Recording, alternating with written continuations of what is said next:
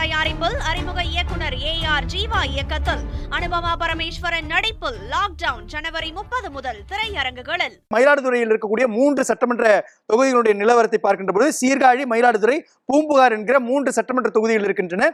இந்த 3 சட்டமன்ற தொகுதிகளில் சீர்காழியை பொறுத்தவரை 35.98% வாக்குகள் திமுகவுக்கு இருக்கிறது. இருப்பினும் கூட திமுகவை 2வது இடத்திற்கு தள்ளிவிட்டு 39.64% வாக்குகளோடு அதிமுக முதலிடத்திற்கு முன்னேறி இருக்கிறது.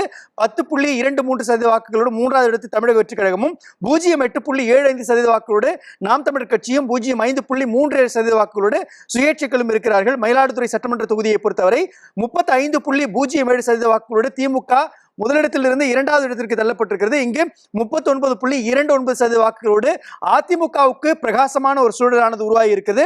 14.78% வாக்குகளோடு தமிழக வெற்றி கழகமும் 0.613% வாக்குகளோடு நாம் தமிழர் கட்சியும் 0.473% வாக்குகள் சுயேட்சைகளுக்கு கிடைப்பதற்கான வாய்ப்பு இருக்கிறது.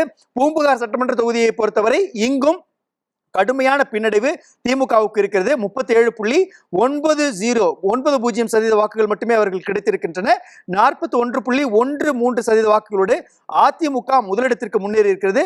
10.39% வாக்குகளோடு தமிழக வெற்றி கழகமும் 4.86% வாக்குகளோடு நாம் தமிழர் கட்சியும் 5.72% வாக்குகளோடு மற்றவர்களும் இருக்கிறார்கள்.